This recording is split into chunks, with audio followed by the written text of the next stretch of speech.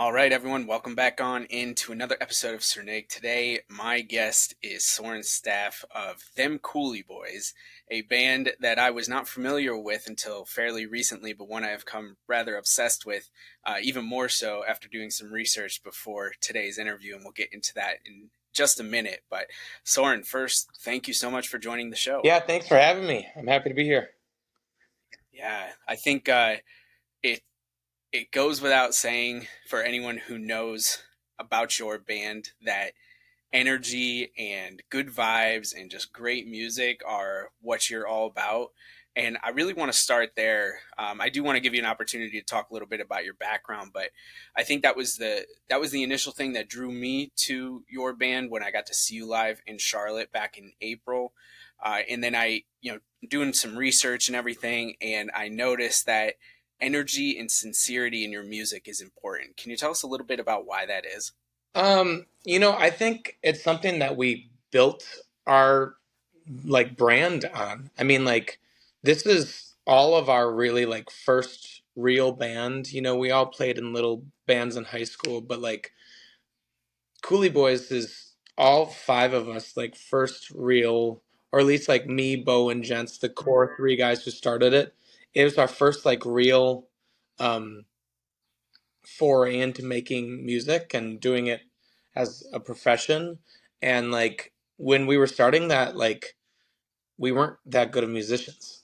So where and we still aren't. So what you do is you augment that, you say, well, yes, of course we can improve there, but where can we make up for that difference between these polished players is and we always said, well, we'll do that in the sincerity, do that in the energy, control the things that you can control to make it a good show, um, when you're lacking in other places. I think it was a necessity thing for sure. It was just hey, how do we stick out, when we lack the skill, so to speak?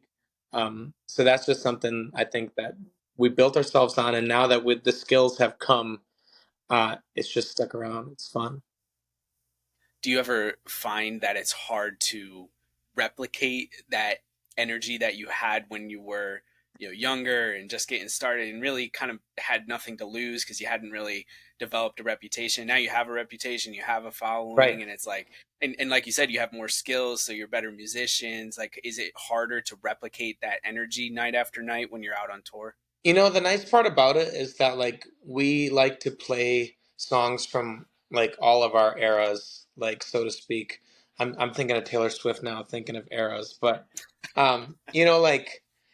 we have the opportunity to kind of lean back into those old moments by playing those older songs. As I've progressed as a writer, a lot of those first songs were just me figuring it out, and I look back on some of those words and some of those things and I cringe now.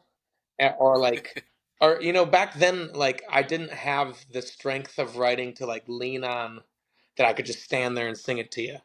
I had to convince you. And I don't know, sometimes it's hard to bring that energy because you've been doing it for a long time, but um, we've just been mixing a lot of the older ones back in, and it just feels fresh. I don't know. We've been a band now for 10 years, and we've put out four records, recorded a fifth one, and there's just a lot of music out there, and it's just I mean, the sheer amount of places that we can go with it is, I think, what keeps it from getting stale.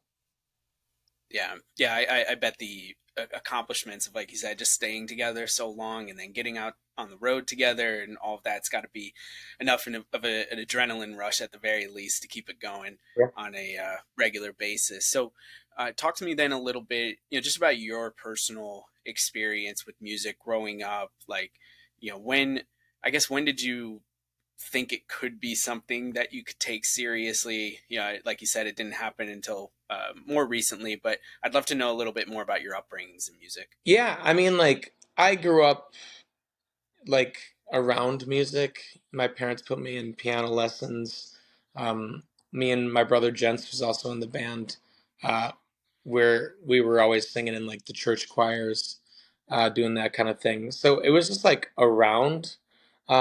And then my cousin gave me his acoustic guitar when I was like 15 or 16, and that's where it kind of changed. And I like started this punk band in high school. We weren't punk, we just played loud and fast. We were just like basketball jocks that thought we were cool. But like like the whole, it was always around. And the moment that it started to feel like, even when we started Coulee Boys, like I met Bo, we worked at a summer camp up in northern Wisconsin. We were both counselors up there, and we would play music all day for these kids. And there was like chemistry there that was just like undeniable. But like it took years to kind of like convince ourselves that it was an actual something that we could pursue. Like we always like to say that we never thought we were going to get out of the basement. We thought we were just Right. going to be having fun, jamming. And we started playing for people and found out that there was like a response there that was cool. And I think every band, like when they feel that, get that back from the crowd sometimes, then it kind of legitimizes like, oh, like all this stuff we've been working at, like it's real. It's not just like in our heads in this communal, Sure. delusion, whatever you want to call it. Yeah. Sure, sure. I've heard comedians say that that immediate feedback that you get Yeah. from the crowd. So that's really interesting that you bring that up. And quick shout out to Bo before I have my next follow up. During that Charlotte show, the banjo that he was playing, the string broke. I don't know if you Oh remember that. And yeah. just in the middle of the song, working on fixing the string, getting a new one, putting it on and everything. I just thought that was the coolest It's so thing. funny because like as we've become more professional, we've gotten way better instruments. Like breaking a string now is such a rare occurrence. Like, but like back in the day, like we would have a string count. Like during the like how many I like there were shows where I broke 5 or 6 strings, and it was like who could get the string on the fastest. Like, oh, I got the string on during the bridge right there, and I finished it before I came in for the third verse. It was this cool thing. And then it was just like, why are we playing with such horrible instruments that like we can't like function? So it's like, yeah, Yeah, that like the roughness and the rawness, like you kind of grow out of it a little bit, but like when you have moments like that, like live where we broke the string, it's like it kind of reminds you that I don't know, reckless abandon kind of part that we used to have. Still sure, do. sure. It almost makes it feel, to me at least, like it would feel more real, Yeah.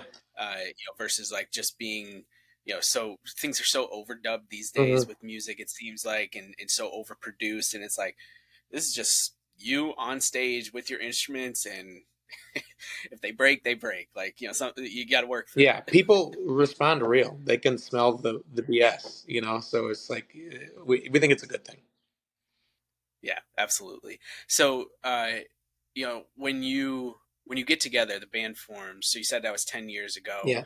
At this point, is it just like the four of you, or yeah, it was no, five of you total, right? That you did you just decide, hey, we're gonna get together? Do you have any representation? Like, how does it work? Where you just decide, like, hey, we're gonna be a band one day and start recording music? Well, that was the thing. It was me and Bo that first summer, and that was in 2011. We weren't even thinking about being a band, and then my brother came and worked the next summer with us, and that's when we started like kicking around the idea of playing with stuff. And then I had a buddy who was going to school for like music engineering, and he said, "Hey, I have a senior capstone project where I need to like record something, and I know you guys have been like playing songs that are songs that you've written. Like, do you think this is something we could do?"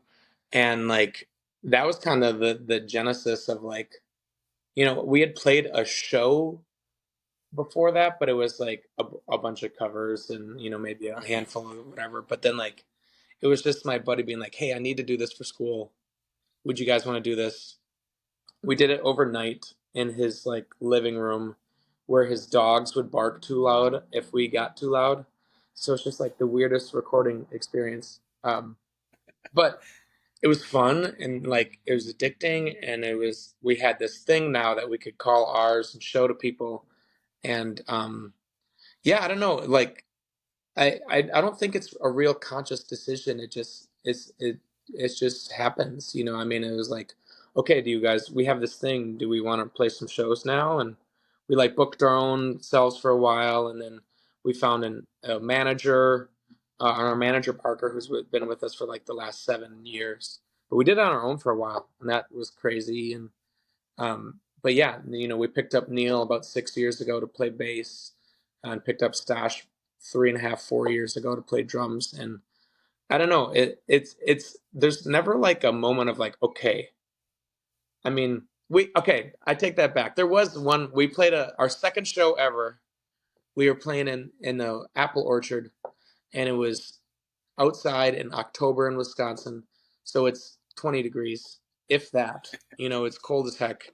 And we are just miserable. The three of us struggle through this song, this set, opening for Charlie Parr. I'm not sure if you're aware of him. He's this legendary guy from the Midwest. And we're like, we're messing up. We're screwing up in front of Charlie. We go out to the parking lot and we're like, okay, what's the deal? Like, is this gonna be a thing? Or are we just like messing around? And I think that was like the decision, but like I don't think we took it seriously until like years later. Yeah. Yeah. That's what we count as Yeah. our birthday. October, that's October. Yeah. that's really cool. So when either the documentary comes out or whatever, that'll be a great place to kick off the Oh, story of the right. band. Yeah. Well, and the cool part about it is we've come back every year to that place. Like, and we've headlined it for the Nice. last like 9 years or whatever. We've been playing it longer than we've been an actual band, we like to say. So, yeah. Very cool. Very cool. Uh, so you mentioned songwriting Yeah. and cringing at some of the things that you wrote in the past. So I imagine that you feel at least yourself that you've gotten better as a songwriter and that the songs are as a result better overall. Can you walk me through two things? Like, first, how did you get better? And second, like, can you give us an example of how you would go about writing a song? Like, just I don't know, break it down, When you say simplify it, I guess. when you say how do you get better, do you mean like the results or like the process of how? Yeah, the process more. Okay. I would love to know. Yeah, I mean the process of, and what was the second question there? just if you can simplify it and like break down, like if you were to start writing a song right now, Yeah. Okay. like what that would look like. Yeah, I mean, as far as like how I got better, I think I just like dedicated more of my time to it, more of my, and it's not even like setting aside time to write. It's just like I think the space in your brain. Um, like a lot of times when I was first doing this, like there was this sense of like fatalism to the whole thing. Is like this band could end any moment, so just get these songs out there, whatever. Like this is a volatile thing. Let's just like release as many things as you can, and it's just because, and also it just like feels good. You're just like, oh yeah, I wrote a song. Let's do it. And like then it became this like, oh wow, that song's really really powerful. I want to like chase that again. And I think like I just fell into more like being more intentional about like, I read something years ago like that Bob Dylan said something about like you want to make every line in a song sound like the first line of a song. And I've just been kind of obsessed with that, with the like no throwaway lines, no like their songs are puzzles a lot of times in my brain for me, and like there's an indescribable kind of euphoria that comes when you figure it all out, and I think like I just got obsessed with that, and like the more I did it, the better it got. Um, and like to circle back to that other question of like if I was just gonna like start a song right now, I think like it starts with that like being open that I kind of mentioned. Like I was, having been around the songwriter community for a while now, like, and especially our hometown of Clare, there's a lot of artists and there's a lot of people that are up and coming, and they'll come to me and ask, and like, I don't have any tips or tricks for like getting the words out there. I think just like the most powerful thing is to like be open and be looking for inspiration. Like, um, our we live our lives, and that's where we draw from our art. And like, I think just like realizing that's where you draw from it is so powerful. Like to like, hey, this interaction that I'm having with you, Colin, like I felt this thing, and it made me. Oh, it's just like, oh, there's a feeling there. Let's follow that. Is there something to pursue? I think For sure. like songs for me start with that gut feeling of like, oh, I was moved. Can I talk about that? And then like once I can talk about that way in like a clever or a beautiful way, that's when I get excited about it. That's awesome. I like just for example, like something I would say something about this, like thick rimmed glasses sounds cool in my head. You know what I mean? And then I'd be like, okay, how can I make that sound cool, or how can I make that sound clever? And then I'll try to figure out that puzzle because we're having this exchange now that feels real. I think being open to the realness is the biggest thing. Yeah. Yeah. I love that. It's almost like you're just being so perceptive to what's around you, and you're able to, like, I'm excuse me, I'm reading a book right now called The Biggest Bluff. It's about a woman who learned how to learned poker to try to like master life. Hmm. And so it's a nonfiction book.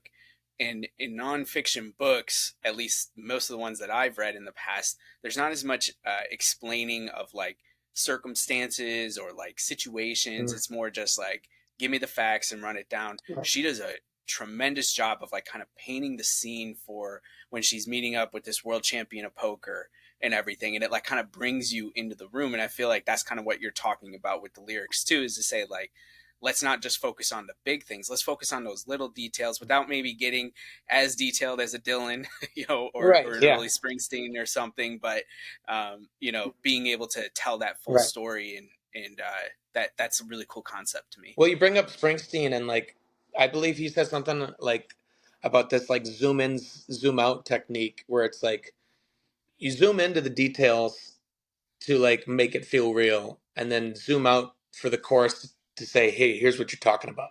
You know what I mean? Like that's the overarching kind of what you're getting at, but like you support that thesis of what you're saying in the courses with the details. And yeah, Sure. I think, yeah, you don't get those details if you're not paying attention. Yeah. Yeah, that's awesome. Hang on to Springsteen. I want to go back to Of him, course, but yeah. before before we do, one last question about the writing process. So, do you are you strumming like a guitar? Are you on the piano? Because you said you took piano lessons. Like, how do you marry the lyrics of a song to the music of a song? I've always been interested in Right. that. I mean, a lot of times songs for me start with the words, and then from the words you kind of get the rhythm and melody. Um, so I'm not sitting down with a piano or a guitar until I have a melody or like some kind of words. Just because I, I've played guitar for so dang long that like you fall into these certain patterns. Same thing Sure. with piano, but like they're all tools I think to kind of augment how you think about it because I mean like I'll start with something some way and then like oh I'll switch this instrument to like look at it differently. This last record I wrote pretty much all on the guitar because that's what was available when I was, like wanting to get that out. Whereas like the record before that, um, I was in our studio space a lot that had a piano. So I wrote a lot of that on the piano. So it's just kind of like, I think I just used what's available. And as far as like marrying Sure. words to melodies or the actual music, I think it's just like I think I have to have something more formed to get to there and then have it add to that, I guess. Yeah. Yeah. Does any input in terms of the sound come from your other band members? Like, are they collaborating? Like, maybe in the final processes, like once you've got something Right. at least pretty concrete, written, and then they're kind of putting their 2 cents in from there. Like, how does that work? It depends. I mean, like, a lot of these songs will just be skeletons. I'll be like, here's the words, here's the melody, here's the chords. It's going to be this rhythm. Like, what do you want to do with it? And, like, that is part of the beauty of being a band. Like, you give away some of that, that agency that you have over the song. And, like, that's kind of a hard part about being in a band. It's like you have this thing that you've created from its infancy, and then you just give it to somebody else to do what they want to do with it. And Right. like, I like that. And I like, I'm just, it's just because I trust these guys to like bring something cool to it. And there's songs where I go like, yeah, I was thinking it'd be more this, and then it goes that way. But I think it's the same, like, same way it would work if somebody else was like, I think we should do it this way. It just like, we all kind of have a say.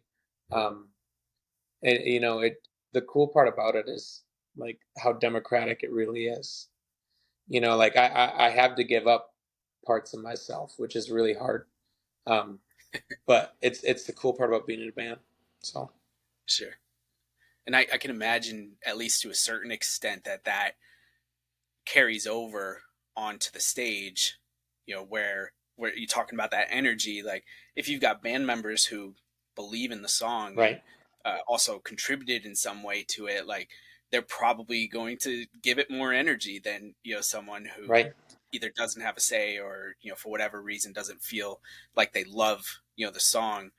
Because to your point earlier, it's almost like you have to have a healthy obsession of love with what you do to be able to replicate it, night after night, or tour after tour right. and everything. So it's just it was a I saw you 2 weeks probably after I was front row at an Eagles concert. Oh, okay, yeah, And obviously, the Eagles are a global, huge band, yeah, been around for over 50 years. Um, it's kind of cringeworthy sometimes to watch them on stage, though, and to see, you know, it's pretty publicly well known how much. they hate each other. Uh, yeah, yeah, I guess for lack of a better way of putting it, and it's almost like they're just there to collect a paycheck, Right, and you don't necessarily see that as often in music or in sports. It's I think it's a more common concept in the corporate world, where you just show up for work and right, you do what you have to do. So to see you guys and compare it to what I had just seen. And I love the Eagles and I love their yeah, music yeah, and everything, but it was such a stark difference, and I think yeah, that is something alone. If anyone who's listening to this has a chance to see you, to get out and do it, because you'll just enjoy the energy of the right. crowd, of the band, and everything. I mean, it's fun for us, and we hope it makes it fun for everybody else. Yeah. Yeah, yeah, absolutely. All right, so we mentioned Bruce already, and I was doing a little bit of research, and I actually got super excited because I saw, and I can't remember if you played this song when I saw you in Charlotte. I would obviously know the next time I see you, but "Given Up" is a song that you wrote that was, at least what I read, was a nod to Tom Petty and Yeah. to Bruce Springsteen, both of who are top three with the Eagles, probably in my favorite bands of all time, musicians, etc. You can see the Springsteen album Oh under the yeah. Eagles sign there. So, and Tom's right next to me on my right. But I would just love to know, is that you? Is that your influence? Is that a collective with the band? Like, where does the Petty and the Springsteen influence come in? I mean, I've always been a huge Petty guy. I saw him at Bonnaroo, and like, I think I got a poster back there. 2013, 10 years ago now. And Nice. that changed me for sure. Just like the I don't know. He also says it in his documentary, like the connecting to like the magic of music, like just like Yeah. given to like the fact that like, yes, music is mathematic, and music is, has all these like nuts and bolts, but there's also just like magic to it, and I love that about him and his stuff. And I'm admittedly like a recent convert to Springsteen. Like, I was always like aware, and I always like dug like the hits, But I didn't really like dig in until like COVID, and I just went crazy with it. And that record, like I was like, I think my biggest like reference point was him. You know, in that Given Up song, there's like a key change for like during the solo, and it's straight up like it's a Springsteen key change. Like he does that on a bunch of songs where like he'll go, instead of just playing a solo, he'll like key change to an and then play a solo and then have some really dramatic like chord to get back into the original key. So it sounds like, oh, you're lifted up, and it's the fact is just like he didn't get any higher because he can't sing any higher because he's at the edge of his range. So like Right. I think it's the song was Racing in the Street off Darkness on the Edge of Mm. Town, and like I just was so struck by that like bridge and like how it changed. So it's not the same chords at all, but it's just like the feel and the like, oh, we're gonna go down a full step here, and then we got to come back up to this original thing in a dramatic way. That was total Springsteen. And it was something that I like. I've never like had this like, oh, I want to put that into a song. Usually stuff just materializes, and that's not was something I was like, I want a key change, and I want to like figure this out because that was cool as hell. So yeah, yeah, I love that song. Definitely like feels like those kind of guys.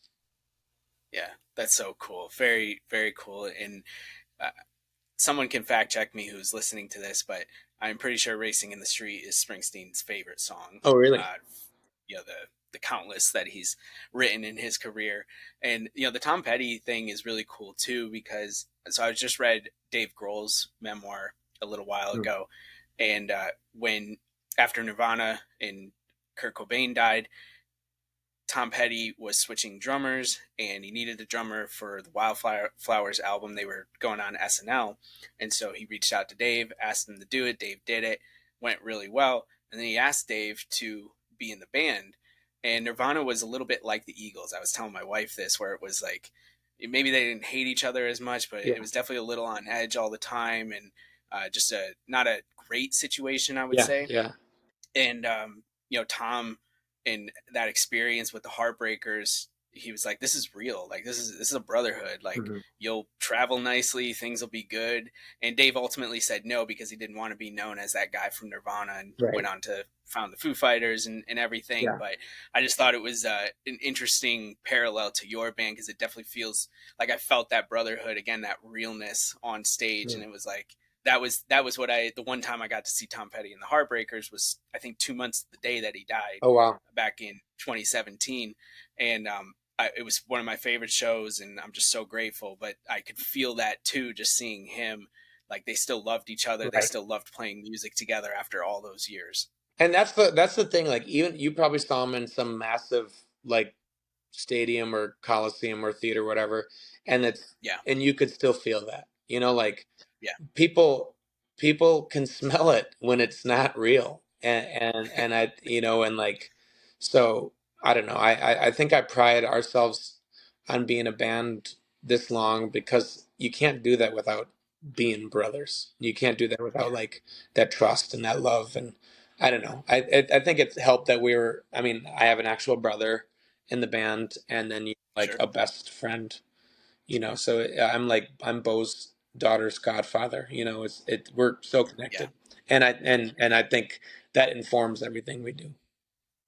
yeah. I loved how you introduced Bo as the godfather of your daughter on Oh stage yeah, during yeah. the show. That Oh was no, really no, cool. I'm the godfather to his daughter. Oh, right. Yeah, Yes, yeah, yes, yeah. yeah, Because that's a whole lot of yeah, responsibility for me. yeah. Yeah, Yeah, very, very cool. All right. One more question for you, Soren, and sure. then I got like three quick Yeah, hitters that no we'll worries. we'll go through really quick.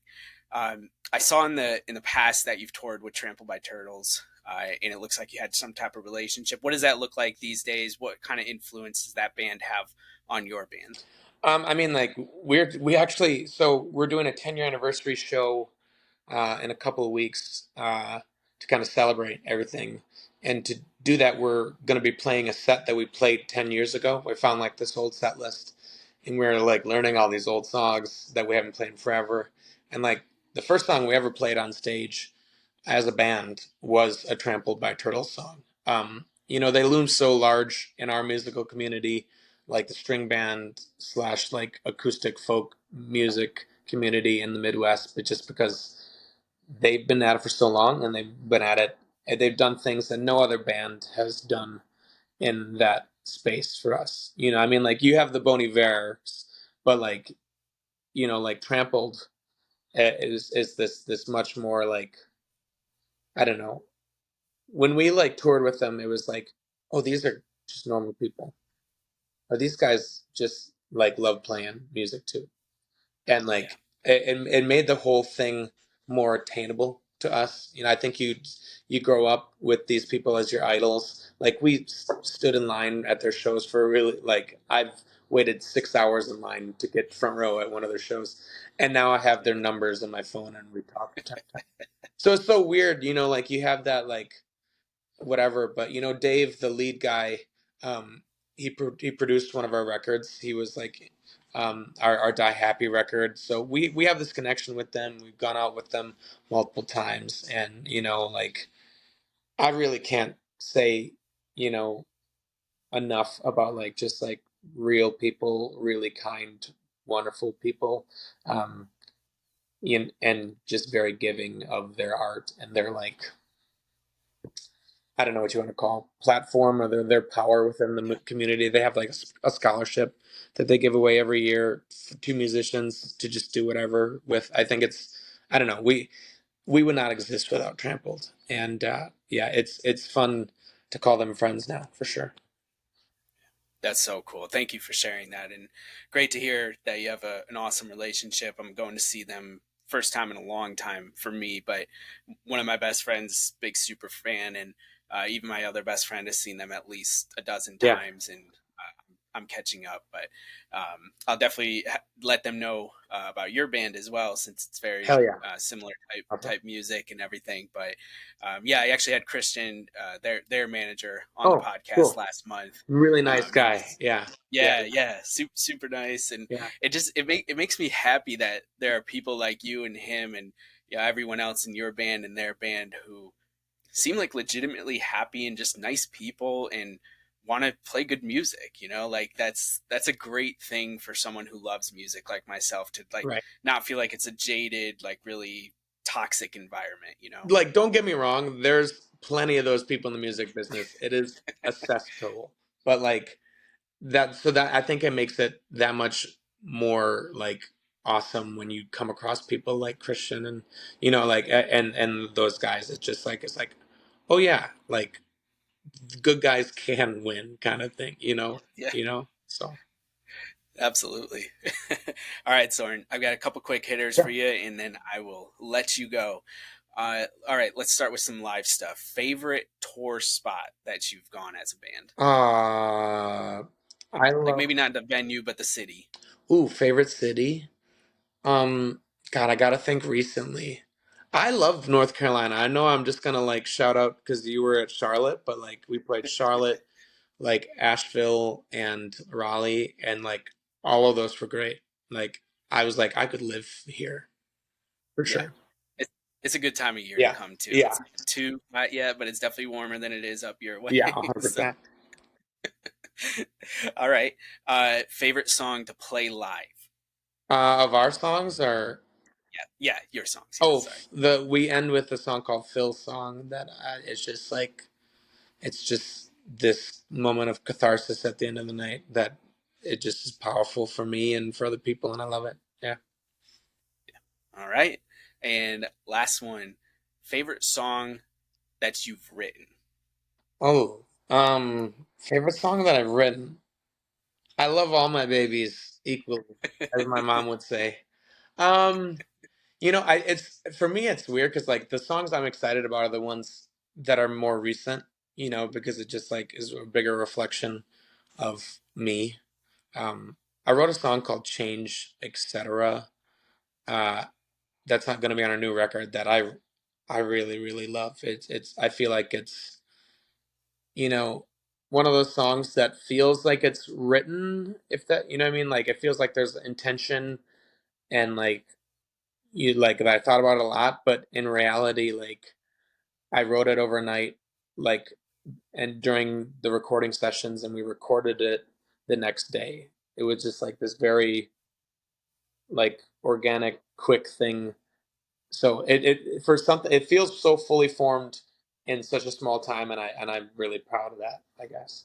So yeah, a song that you can't access on any streaming platforms. You know, I'm not good at promoting myself for sure. It's not available yet, Yeah, but someday, someday. all right. Well, Soren, this has been so great, and it's been such a pleasure getting an opportunity to speak with you, and really has just got me even more excited to keep diving more into your music, Awesome. and hopefully getting to see you, on the road again sometime soon. But I just want to say thank you so much for the music, and thank you for the opportunity to come on the show today. Oh, thanks for having me. I appreciate.